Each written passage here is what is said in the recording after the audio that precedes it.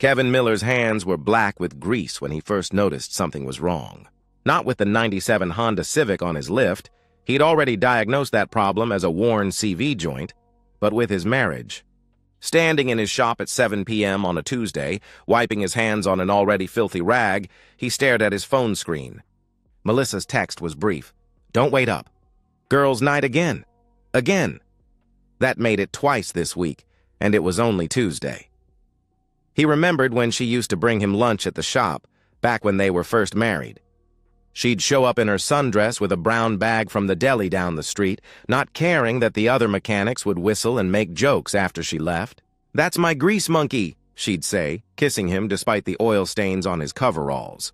Now she flinched when he touched her with those same hands, as if the honest dirt of hard work was something contagious. The shop was quiet now, his employees gone home to their families. Kevin lowered the Civic and made notes on the work order, but his mind kept drifting to the changes. When had Melissa started buying those expensive blouses? When had she traded her vanilla body spray for that sharp floral perfume that made his nose itch? The credit card statements showed charges at Nordstrom, Sephora, places she used to mock as overpriced. "You're overthinking it," he muttered to himself, locking up the shop. The March air was cold against his face as he walked to his truck. Maybe she was just trying to fit in better at her marketing firm. Richardson and Associates had a certain image to maintain, she'd explained. Her boss, David, was particular about professional presentation. At home, the house felt empty, despite being full of furniture. Kevin microwaved leftover meatloaf and ate standing at the kitchen counter, looking at their wedding photo on the wall. 12 years ago, they'd been so sure. He'd promised to take care of her, and she'd promised to love him as he was. A simple man who fixed things with his hands. When Melissa came home at 11:30, Kevin was in bed but not asleep. She moved through the darkness, bumping into the dresser and giggling softly. The smell of wine was obvious, but underneath it was something else. Cologne. "Men's cologne. Fun night?" he asked, and she jumped. "Jesus, Kevin, I thought you were asleep," she replied, turning on the bathroom light, squinting. Her lipstick was gone, though she'd left the house wearing it. "Sarah had us try this new wine bar. You'd hate it. All fancy and overpriced." "I might have liked it," he suggested quietly. She snorted, pulling off her heels. "Please. Last time I tried to take you somewhere nice, you complained about the portion sizes for 20 minutes. That had been 2 years ago." He'd made one joke about the tiny lamb chops. 3 days later, Kevin tried again. He stopped at the florist on the way home, buying the yellow roses she used to love. When he walked in with them, Melissa was at the kitchen table, organizing her purse. She glanced up, saw the flowers, and her expression was almost annoyed before she caught herself. "Oh, those are nice. What's the occasion?" she asked flatly. "No occasion.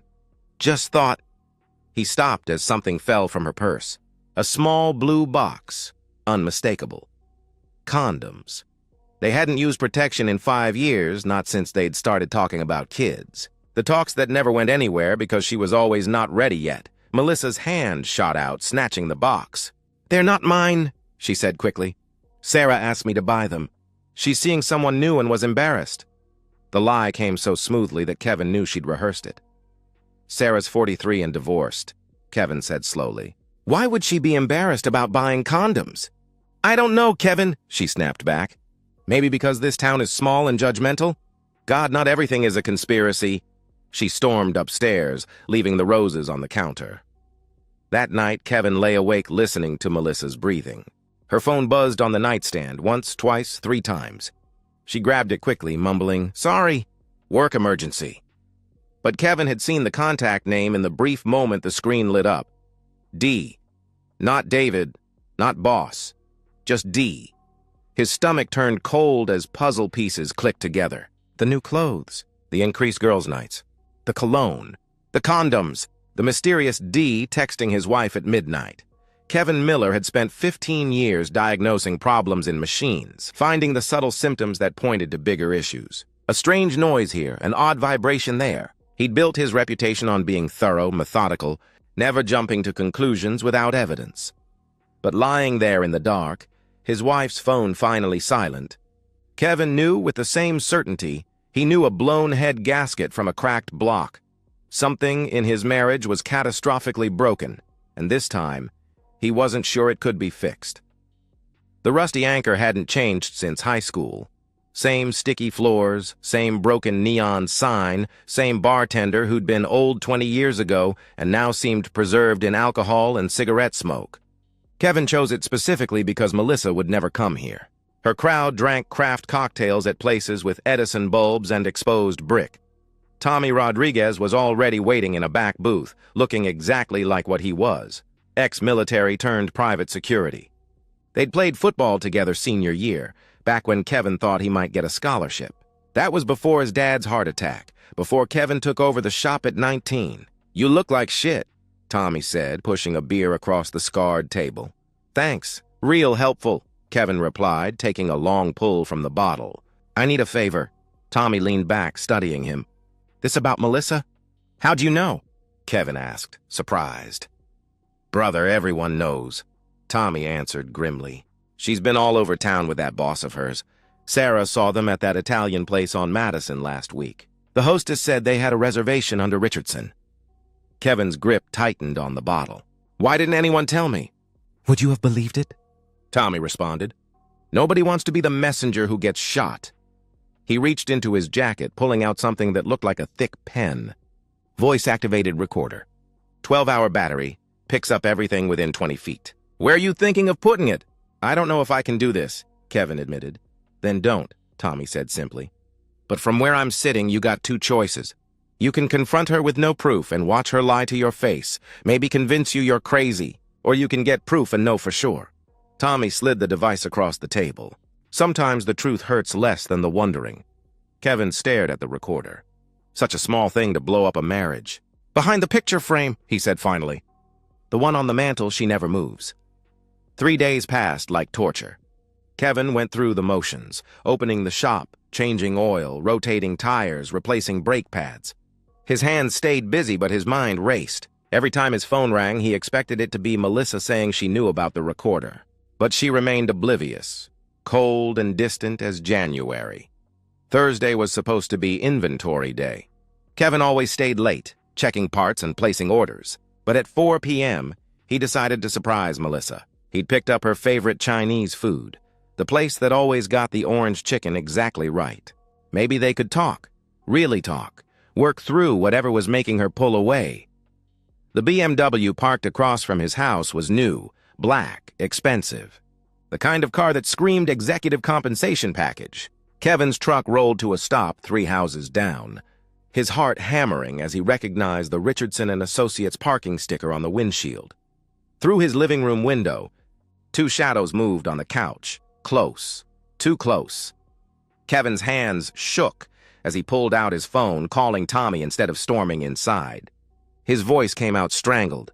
"I need you to get that device tomorrow." "Kev? What?" Tommy started. "Just get it. And I think I'm going to need a real investigator. Someone who does this for a living," Kevin interrupted, then hung up. He drove back to the shop and sat in his office until midnight, staring at nothing. The Chinese food went cold on his desk. When he finally went home, Melissa was asleep, or pretending to be. The living room smelled wrong, that same cologne from the other night, mixed with something else. Intimacy.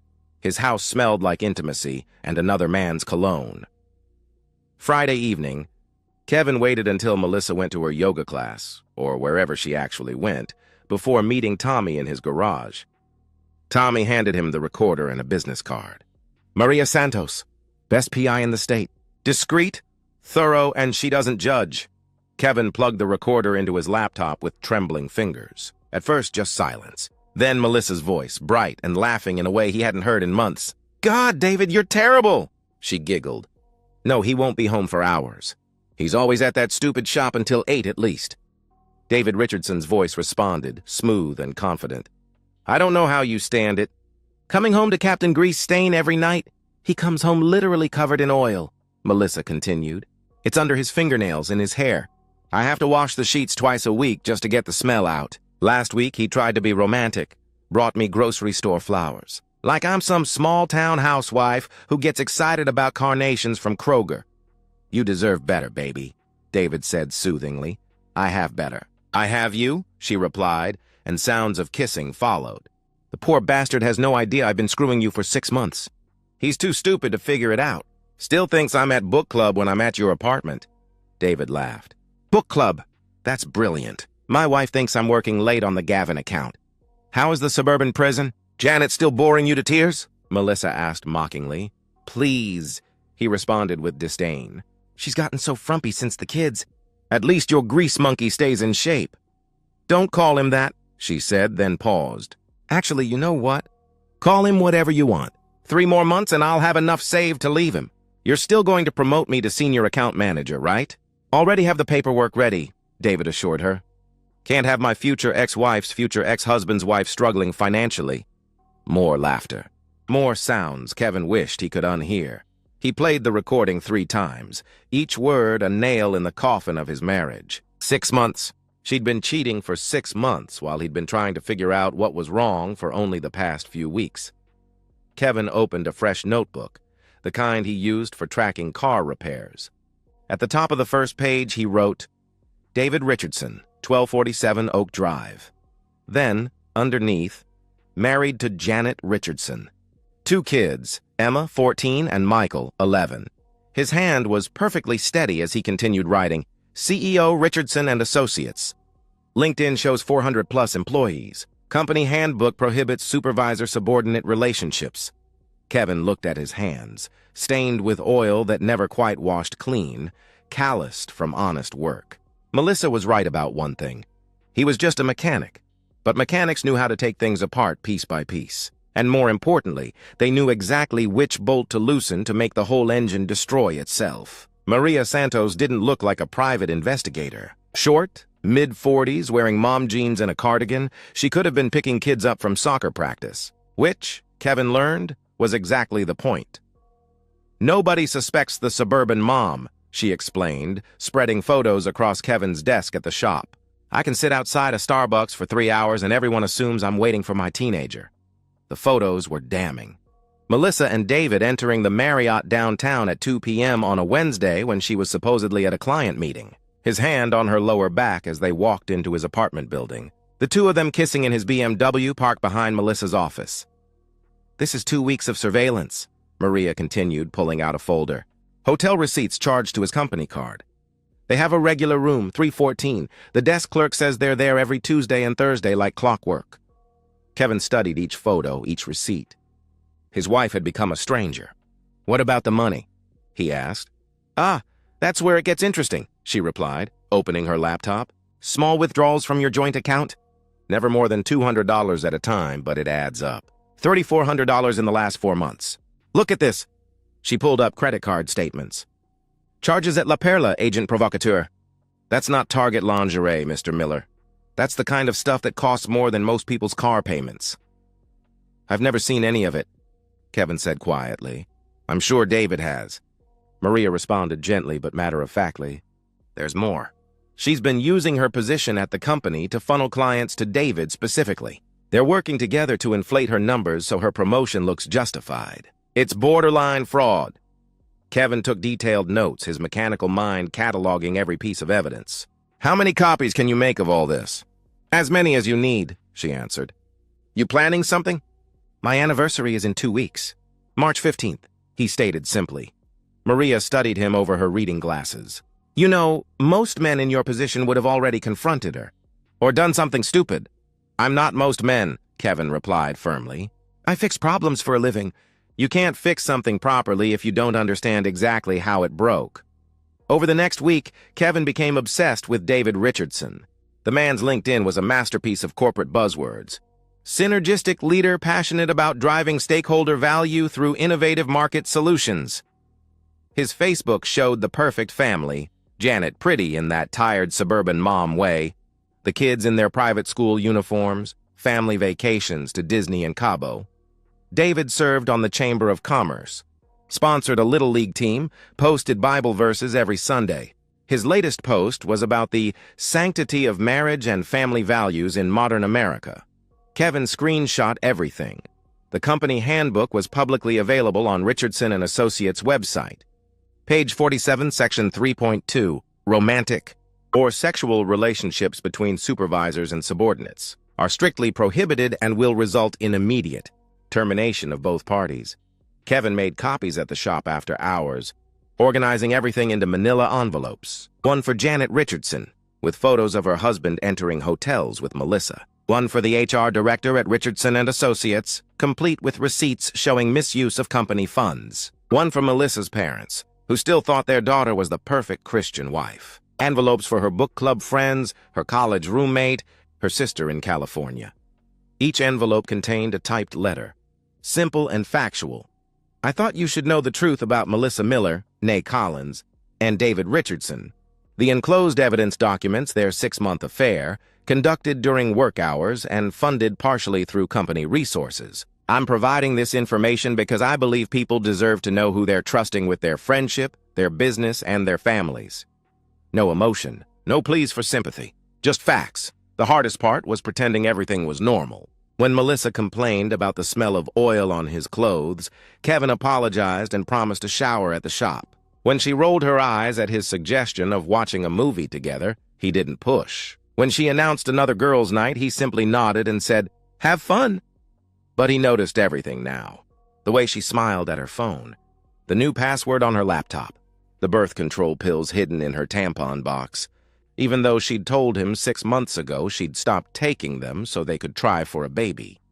3 days before the anniversary, Kevin was organizing the evidence packets when Melissa came into his home office, really just a corner of the basement where he kept shop paperwork.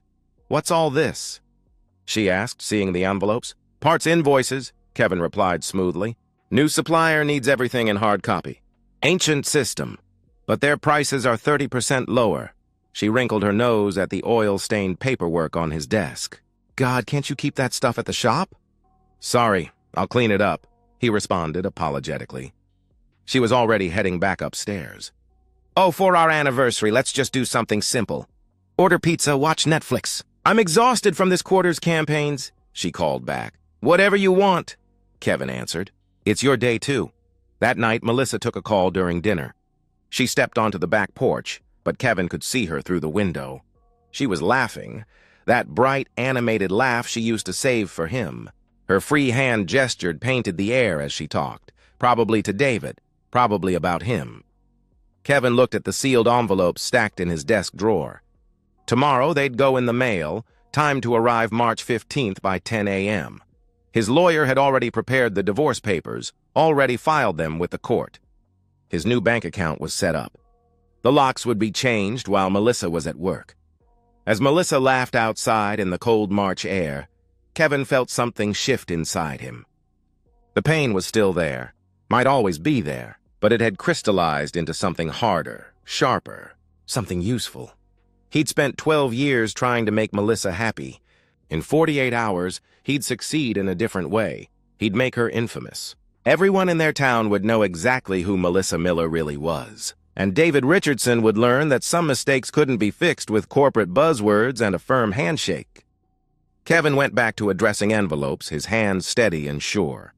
Outside, Melissa's laughter finally stopped. She'd find out soon enough what it was like when the joke was on her. March 15th dawned gray and drizzling, the kind of persistent rain that made everything smell like wet earth and regret. Kevin called Mike at the shop, told him he was taking the day off for his anniversary. 12 years, Mike had said. "That's something special, boss." Kevin had agreed without irony. The envelopes had gone out yesterday. Express delivery guaranteed by 10 a.m. Kevin pictured them landing like bombs across town, in David's marble-floored foyer where Janet would sign for the package, at the HR director's desk at Richardson and Associates, in Melissa's mother's pristine kitchen where she'd be having her morning coffee. Kevin spent the morning cleaning the house, a task he rarely bothered with anymore. But tonight needed to be perfect. He wanted Melissa to remember every detail of this evening, wanted the setting burned into her memory like a brand. She came home at 6:15 earlier than usual. She wore a black dress he'd never seen, probably purchased with money from their savings account. Her makeup was flawless, her hair curled just so. She'd made an effort, though not for him. This was her costume for David later, after she'd done her wifely duty of acknowledging their anniversary. "You look beautiful," Kevin said, and meant it. She did look beautiful, Like a stranger, but beautiful. Thanks, she replied absently. She glanced around the clean house, the candles, the set dining table. You didn't have to do all this. I told you we could just order pizza. I wanted tonight to be special, he explained. I made your favorite, chicken marsala. For a moment, something flickered in her eyes. Guilt, maybe, or just annoyance at having to play act longer than planned. That's really sweet, Kevin, she managed. They sat down to dinner. Kevin had bought good wine, the kind she liked, not the $8 bottles he usually grabbed. Melissa seemed to relax slightly, asking about the shop, even laughing when he told her about a customer who'd tried to convince him that his car's problems were caused by Mercury being in retrograde. I haven't heard you laugh like that in months, Kevin observed. She paused, wine glass halfway to her lips. What do you mean? She asked carefully. Just that. It's nice to hear you laugh, he answered simply. Her phone buzzed on the counter. Then again, and again. She glanced at it, frowning. That's weird. David's called 6 times, she muttered. Work emergency? Kevin suggested. Probably. He gets panicked about presentations, she replied dismissively. She started to stand, but Kevin held up a hand. Before you call him back, I have something for you. Anniversary present? He pulled out the envelope from the sideboard drawer. It was heavier than the others, containing not just the divorce papers, but also printed screenshots of everything. The photos, the receipts, the transcripts. Melissa opened it with the fake smile she'd been wearing all evening. The smile died as she saw the legal heading. Petition for dissolution of marriage. Kevin, what? She started. Keep reading, he instructed calmly. Her face went white as she flipped to the photos. Her and David at the hotel. The receipts. Then the transcript, her own words staring back at her from the page. The poor bastard has no idea I've been screwing you for 6 months. He's too stupid to figure it out. You recorded me? Her voice came out as a whisper, then rose to a shriek. You recorded me in my own house? Our house, Kevin corrected. And yes, I did. Just like you f***ed your boss in our bed while I was at work. She stood up so fast her chair fell backward. This is illegal! I'll call the police! You can't, she screamed. Michigan's a one-party consent state for recordings in your own home, Kevin interrupted. My lawyer already checked. But David might have more luck with the legal system. His wife's divorce attorney is apparently very good. The blood drained from Melissa's face. His wife? She whispered. Janet got her package about 6 hours ago, Kevin explained. So did HR at Richardson and Associates. Turns out they have a very strict policy about supervisors sleeping with subordinates, especially when company credit cards are involved. Melissa's phone began ringing incessantly. She grabbed it, saw David calling again.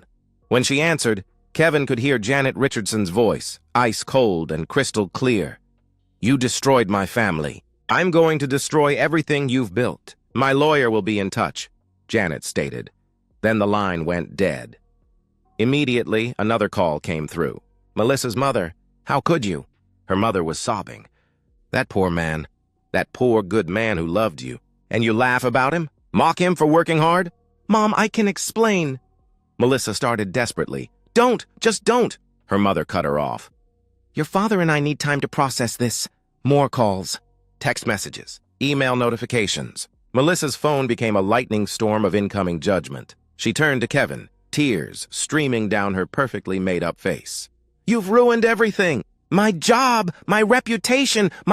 She cried. Your relationship with David! Kevin finished for her, standing slowly. That was never going to last anyway. You were his midlife crisis, Melissa. He was never leaving Janet. You're not special. You're just convenient. You bastard. You had no right, she screamed. I had every right, he responded firmly. You stole from our accounts. You lied for months. You brought him into our bed. You made me a joke to everyone at your office. But the worst part? You made me doubt myself. Made me think I wasn't good enough. That my hands were too dirty, my job too blue-collar, my love too simple.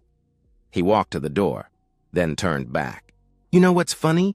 I am simple. I work hard, I keep my promises, and I love honestly. You're right that I'm predictable. But you forgot something important about predictable people, Melissa. What? She spat bitterly. We're reliable, he answered. When we say we'll do something, we do it. And when someone breaks us, we don't just fall apart. We methodically dismantle whatever broke us, piece by piece, until there's nothing left but scrap. As Kevin walked to his truck, he could hear Melissa screaming inside. Throwing things, her phone still ringing non-stop. Tomorrow, the locks would be changed. Her clothes would be in boxes on the lawn. The divorce would proceed. David Richardson would lose his job, his wife, half his assets, and his reputation. Melissa would lose everything: her job, her social circle, her family's respect, and any chance of rebuilding in this town. Kevin started his truck, his hands steady on the wheel.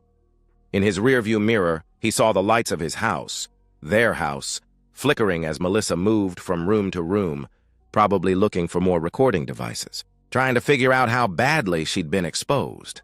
She'd find out soon enough. By morning, everyone would know exactly who she was and what she'd done. There would be no recovery from this, no spin that could save her. Kevin drove to Tommy's house, where he'd be staying for a few days. As he pulled into the driveway, his phone buzzed. A text from an unknown number. "This is Janet Richardson. Thank you. I would have lived a lie forever without knowing. If you ever need anything, any reference, any help, you call me." Kevin deleted the message and turned off his phone. Tomorrow would bring lawyers and paperwork and the slow grind of divorce. But tonight, for the first time in months, he felt something like peace. Melissa had been right about one thing. He was just a simple mechanic. But she'd been wrong about everything else. Sometimes the simple solution was the best one. Sometimes things were broken beyond repair, and sometimes the best fix was to strip everything down to bare metal and start over completely. 6 months later, Kevin's hands were clean as he read the final divorce decree in his office at the shop. September sunshine streamed through windows he'd finally had professionally cleaned. The papers made it official. The house was his, the savings account was his, the business was protected. Melissa had signed everything without contest. What choice did she have? The aftermath had been swift and thorough, like watching dominoes fall in perfect sequence. David Richardson was terminated within 48 hours of HR receiving the envelope. The company couldn't weather the lawsuit risk of a documented supervisor-subordinate affair, especially one involving misuse of company funds. They'd even pursued charges for the falsified client accounts, though David's lawyer managed to plea that down to resignation and restitution. Melissa was let go the same day. Violation of company policy was the official reason, though everyone knew the real story. In a town of 50,000 people, everyone always knew the real story. David's divorce was brutal. Janet Richardson turned out to have a cutthroat attorney and a vindictive streak that made Kevin's revenge look tame. She got the house, primary custody, alimony, and child support that would cripple David for the next decade. He'd moved to Chicago, Kevin heard, working as a middle manager for half his previous salary. Melissa's fall was quieter, but more complete. Her parents paid for her to leave town rather than face the daily humiliation. Her friends, the book club women, the yoga class regulars, cut her off completely. Sarah, who Melissa had claimed needed condoms, was particularly vicious in her public denouncement. "She used my name to cover her affair," Sarah had told everyone. "Who does that to a friend?" The marketing world in their region was surprisingly small and interconnected. Word traveled fast about employees who committed fraud and slept with bosses. Last Kevin heard, Melissa was working retail in Columbus, living in a studio apartment trying to rebuild from nothing. She'd tried reaching out twice. Once through her lawyer, asking for spousal support. Kevin's attorney had laughed at that one. Once through a mutual friend, begging for closure and forgiveness. Kevin declined through the same friend, adding only, "Closure was March 15th. The unexpected blessing came from Janet Richardson's gratitude. She'd sent him a dozen clients in 3 months, all professional women who respected how he'd handled his situation. "You could have gotten violent," one customer said while he changed her oil. "Instead, you got justice." That's rare. Kevin's shop was thriving. He'd hired 2 new mechanics and was considering expanding to a second location. Mike had joked that he should put up a sign, "Honest work by honest people." The house felt different now. Kevin had repainted, bought new furniture, replaced the bed entirely. He'd even started cooking real meals instead of living on takeout and frozen dinners. The oil-stained clothes still hung in his closet, but now they were next to a couple of nicer shirts for the occasional dinner out. He wasn't dating yet. Tommy kept trying to set him up with his sister-in-law, and Maria Santos had hinted that her partner was single, but Kevin wasn't ready. Trust, once shattered that completely, took time to rebuild. On quiet evenings, sitting on his back porch with a beer, Kevin sometimes thought about the 12 years he'd spent with Melissa. Not with anger anymore, just a kind of distant curiosity. How had he missed the signs for so long? How had she hidden her contempt so well? But he didn't dwell on it. The past was like a blown engine. You could spend forever analyzing exactly how each part failed, or you could clear it out and build something better. His phone buzzed. A text from Janet Richardson. "My cousin just moved to town. Sweet girl, teacher, just divorced. Want her number?" Kevin smiled and typed back, "Thanks, but not yet." "When you're ready, then," she replied. "You're one of the good ones, Kevin." He set the phone aside and looked at his hands. Still calloused, still marked with the faint, permanent stains of honest work. Melissa had been disgusted by these hands, embarrassed by what they represented. But they were capable hands, fixing hands, building hands. A car pulled into the shop's lot, a newer model Honda with a rattling sound that probably meant a loose heat shield. Simple fix. 20 minutes, maybe 30. Kevin stood, folding the divorce papers and filing them away. The past was settled, documented, and done. The future was uncertain, but his own. As he walked out to greet the customer, Kevin caught his reflection in the office window. Just a mechanic in coveralls, ready to solve someone's problem. Nothing special, nothing fancy, but solid, reliable, real. The customer turned out to be a woman about his age, looking frazzled. "It's making this awful noise," she explained nervously. "I don't know anything about cars." "That's what I'm here for," Kevin responded reassuringly. "Let's take a look and figure out exactly what's wrong." She smiled, a genuine smile, not the practiced kind Melissa had perfected. "Thank you. It's nice to find someone trustworthy," she said gratefully. Kevin popped the hood, already diagnosing the issue.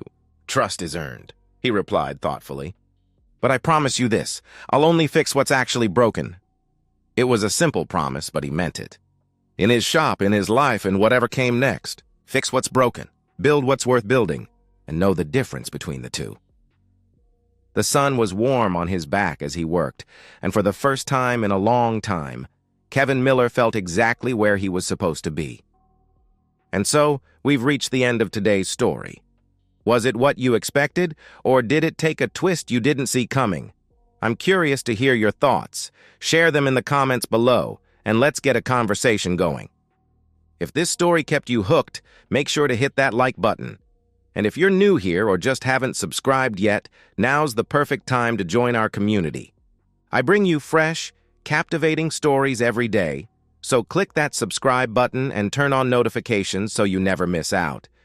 Thanks for watching, and I'll see you in the next one.